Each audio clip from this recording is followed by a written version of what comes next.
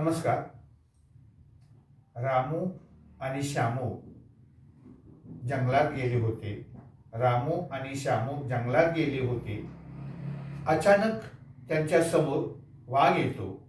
अचानक त्यांच्या समोर वाघ येतो. रामू प्रसंगावधान राखून वाघाच्या डोळ्यात माती फेकतो. रामू प्रसंगावधान राखून वाघाच्या डोळ्यात माती फेकतो आणि रामू श्यामला म्हणतो, श्याम पळ पळ, श्याम पळ पळ. श्याम म्हणतो, मी का पळू? श्याम रामूला म्हणतो, मी का पळू? तू वाघाच्या डोळ्यात माती फेकलेस, तू वाघाच्या डोळ्यात माती फेकलेस. मग धन्यवाद.